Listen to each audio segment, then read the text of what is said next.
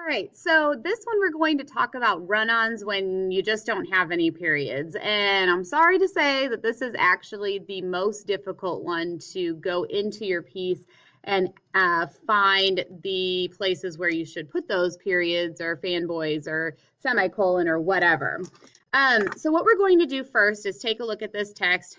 I haven't reread it, so we're going to just read through it to see what the piece is saying, and then we're going to show you a couple of tricks that may help you when you don't know subjects and predicates. It can be a little more difficult. So the time had come to try to escape. He had to go, though, before the guard returned from wherever he had gone.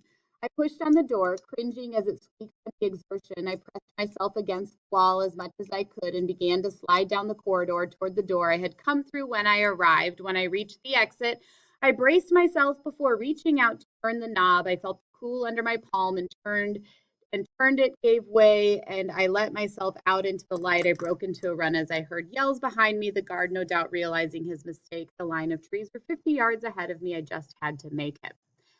As you can see, I have very little punctuation. Oddly enough, I have properly used commas, but that's a whole other thing. So what we're going to do for this lesson is this idea of no periods at all. There's a couple of ways that you can do this.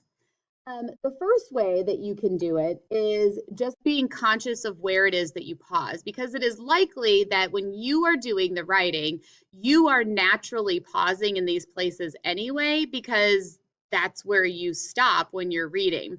So one way that you can look for these run-ons that just have no periods is to kind of read it like you're going to read it to your grandmother who's hard of hearing. So if your grandmother's not hard of hearing, pretend.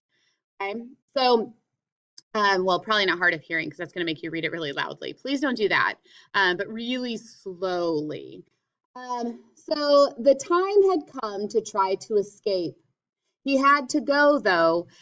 When I forced myself to slow it down, did you hear how I naturally paused after the word escape? So the time had come to try to escape. He had to go, though, before the guard returned. So that is one way that you might be able to recognize these run-ons with no punctuation at all. You can also look at the idea of the subject, the time, predicate, had come to escape. The time to do what? The time to escape. It is unlikely at this moment that that is where your brain's going to go, but that is one way that you can do it.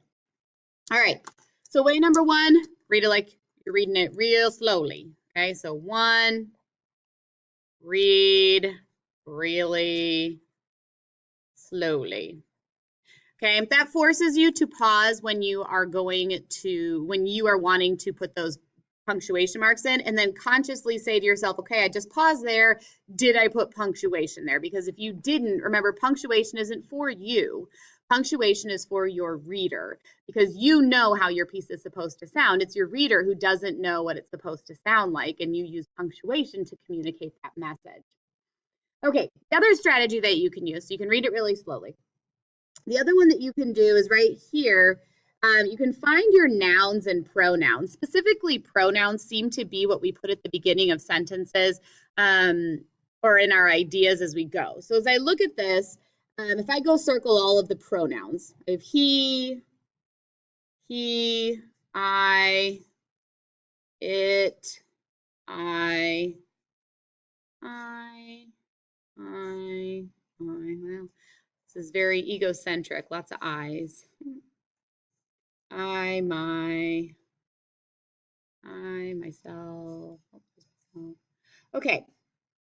You will tend to find, in general, that whomever your protagonist is, so if you are writing in first person using I, if you just circle your I's, that's going to probably cut your run-ons down by, I would wager to bet, almost 3/4. If you are writing about a protagonist who is a male, if you go find all of the he's or hims in there, usually he's because that'll be your subject, that will work as well. And same thing with she. So your primary pronouns are going to be the he, she, I, they, because those are your subject pronouns. Subjects are at the beginning of your sentences. It's what the sentence is about. So those are the pronouns you should be using at the beginning of your sentences. The other option would be names. So if you have the name of your character, Joe, Juan, whatever, you need to be able, if you circle those are also found typically at the beginning of sentences. Again, without truly understanding subjects and predicates, it's kind of just going to be a hit or miss. So then what I would do is I'd go back to my pronouns and I'd start here with my pronoun. He had to go, though, before the guard returned from wherever he had gone. So this one is part of a sentence for sure. He had gone goes with the wherever, and as the writer, I know that he had before the guard returned from wherever he had gone. I know that all goes together, so I know that this one doesn't need to be capitalized. Okay, this I already has the period right before it, so I'm going to squeak. I'm reading squeak. And I'm going to go to it. I pushed on the door, cringing as it squeaked from the exertion. So this it does not need to be capitalized because it's going with the fact that it's the door that I'm talking about cringing. See that ing verb right there? Although it is also weak language, which we've talked about, the ing verb, if a pronoun is coming after it, it's usually the sentence isn't complete yet. Not always, but sometimes. Right, so here's another one. Let's look at this I right here. It squeaked from the exertion. If I were to put a period here, I pushed on the door, cringing as it squeaked from exertion. I pressed myself against the wall as much as I could. And okay, so that definitely needs a period. I can hear it when I start reading it aloud. Again, it's going to be hit or miss without full understanding of things, but it will get easier. I pressed myself against the wall as much as I could. So this I is not going to be the start of a sentence because as I read it, you can tell that it goes with the I could. And began to slide down the corridor through the door. Okay, and then we have I had come through. Hi. Again, it's talking about the door I had come through, so it's not ready yet. I began to slide down the corridor toward the door I had come through when I arrived. So that one is about the door when I arrived.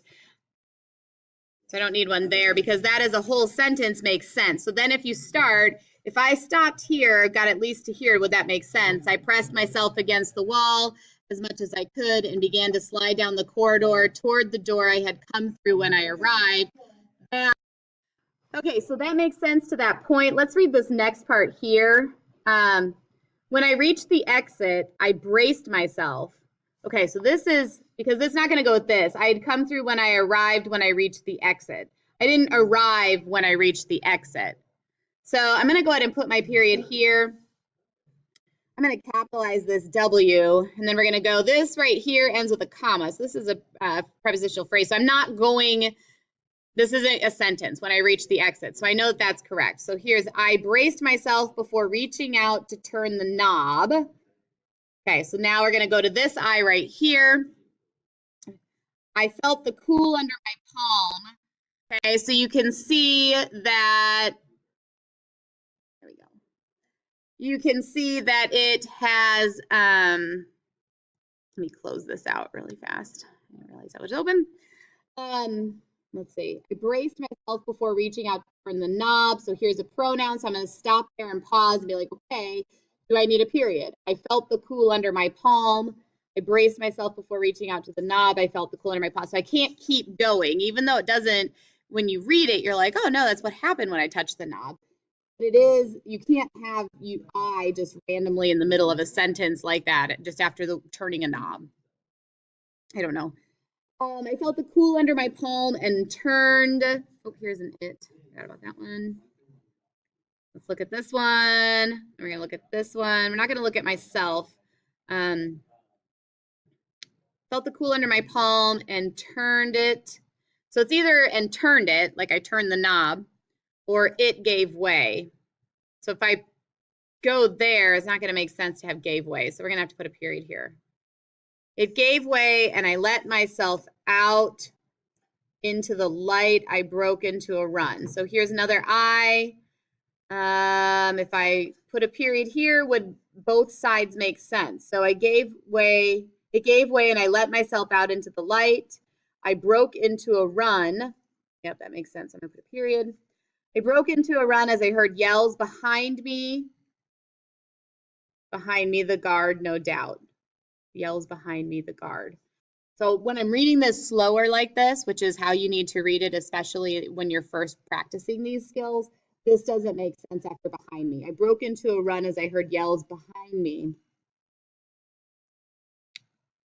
The guard, no doubt, realizing his mistake. Nope, I can put a comma there.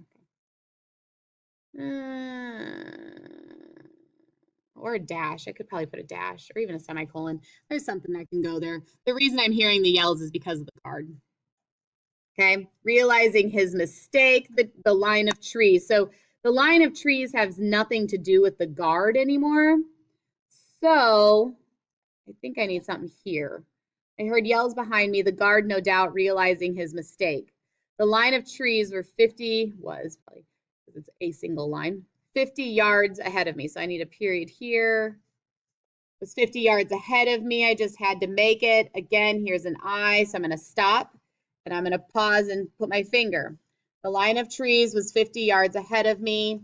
I just had to make it. If there's a full sentence on both sides, and like that I, there needs to be a period in there.